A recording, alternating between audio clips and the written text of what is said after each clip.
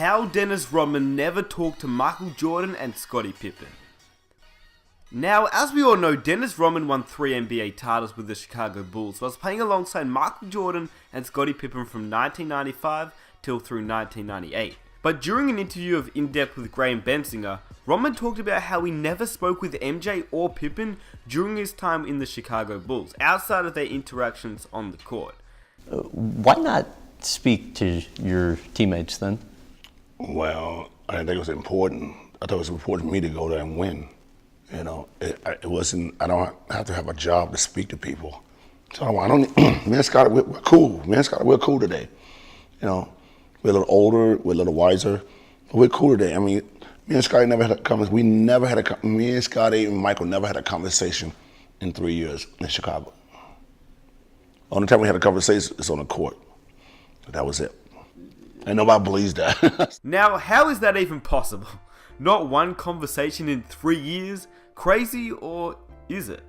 Now, obviously this statement came from Dennis Rodman. Whether you trust him or not, I haven't heard Pippen or Jordan deny it, but I do believe that they did have conversations, just very rarely, if ever. Obviously Jordan and Pippen were close, but according to Dennis Rodman, he never spoke to them, which, I mean, it is surprising since they won 3 NBA championships, but is it that surprising when you break it down, which is what we're going to do in this video? There were 2 versions of Dennis Rodman, maybe even more than that, but we had the party animal Dennis Rodman, and we had the basketball player Dennis Rodman. Like, I'm not joking, watch his documentary, which it's amazing if you haven't watched it, because I'll leave a link in the description. Watch his documentary. Anyway, the Dennis Rodman before he became the tattered, pierced, party animal Dennis Rodman played in Detroit during the late 80s, early 90s, when the Pistons were known as the Bad Boy Pistons. They were notoriously ruthless to players who drove in the paint and would repeatedly slam opposing players to the ground. They did it to almost every player, but especially to Michael Jordan, Scottie Pippen and the Chicago Bulls, simply because the Bulls were the young upcoming team who were eyeing the Eastern Conference Championship. As such, the Pistons were especially brutal to Scottie Pippen and Michael Jordan and would knock them around really hard, which is why I'm making this video, because as you can see, Rodman wasn't afraid to play hard. He would do whatever it took to win the game, and if it meant tackling an opponent to the ground or absolutely hammering them, well, he would simply do it. Very tough out there. Again, an unnecessary hit taken by the Pistons as Scottie Pippen was racked up.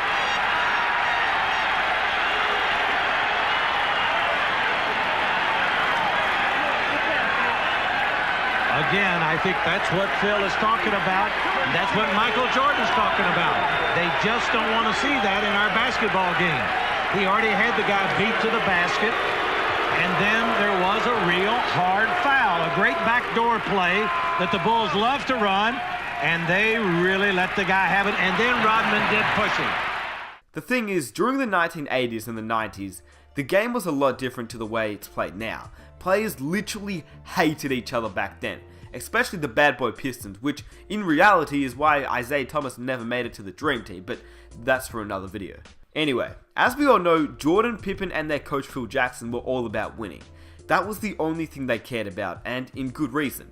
To give a very brief summary, Jordan and his Bulls won 3 NBA championships from 1991 to 1993, and then he retired. Now, whether Jordan retired because David Stern wanted him out of the league for his gambling controversy, or whether Jordan retired because he lost his desire to play basketball and the murder of his father made him want to play baseball, well, it's up for debate which one you choose, but nevertheless, he was out of the league and playing baseball. Then, in 1995, as we all know, he returned with his famous quote, "I'm back." He shocked the basketball world, and that year the Bulls lost in the Eastern Conference Finals to the Magic with Shaquille O'Neal. So after that loss, this is where Dennis Rodman really comes into effect, because by 1995, Dennis Rodman wasn't even playing for the Pistons. He was actually playing for the Spurs. By 1995, the Bulls were looking for a guy. They didn't know who that guy was just yet, but according to Phil Jackson, he made it clear what they needed, and I quote, "If we're going to win a championship, we have to have someone who can fetch the ball." And after exploring every other opportunity, the Bulls management just kept coming to one player, Dennis Rodman. Now you have to remember at this point, Michael Jordan and Scottie Pippen didn't like Dennis Rodman. In fact, they hated pretty much, or not pretty much, they hated everyone that played on that bad boy Pistons team. The thing was, Dennis Rodman was literally the perfect guy for the Chicago Bulls. He was exactly what they wanted, and he hated playing in San Antonio, which he wanted out.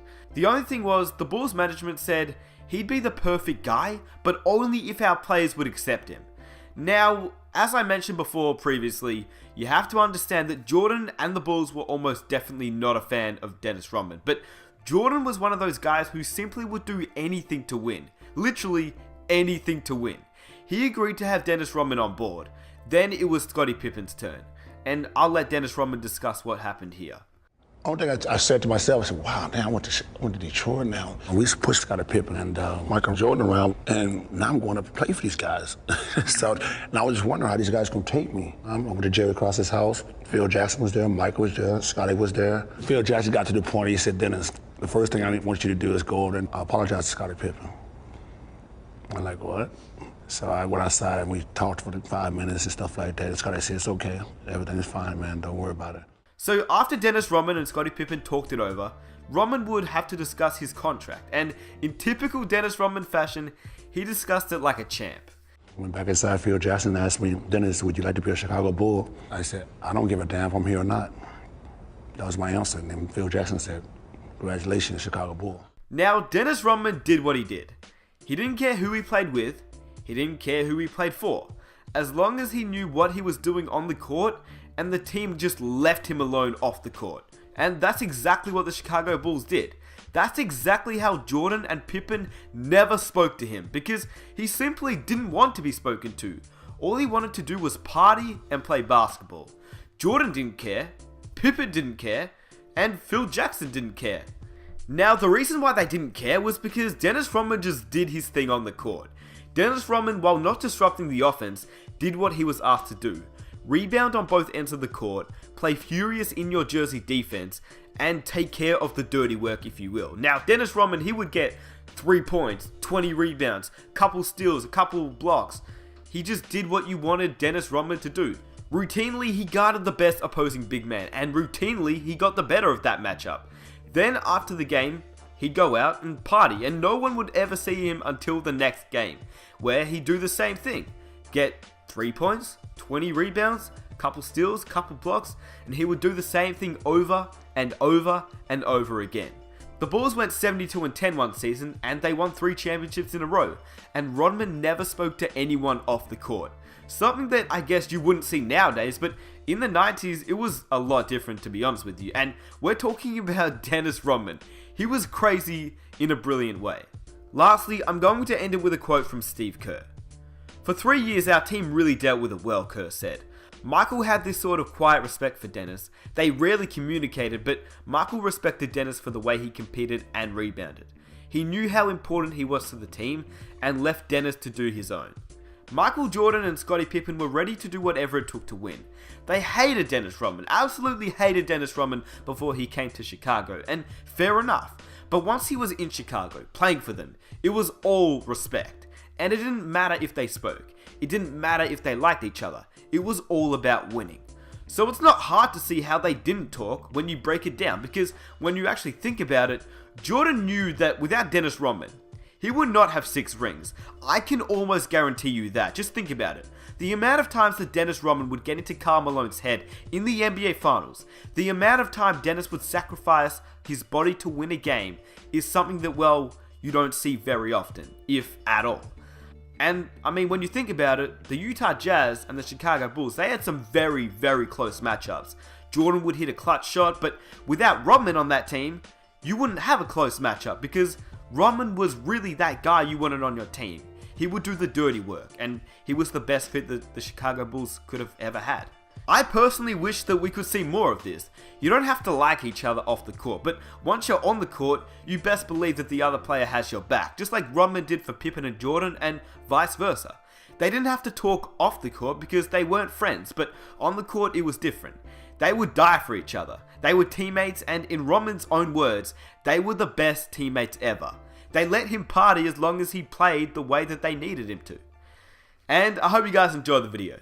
I just thought it'd be a pretty interesting video to make for those that didn't know about Dennis Rodman and what he sacrificed to play basketball. He didn't really talk to Michael Jordan or Scottie Pippen, but hey, it didn't matter. They won championships, and that's all that matters now. He does things that are totally different than a lot of people, but when he steps on that basketball court, he gives 110%.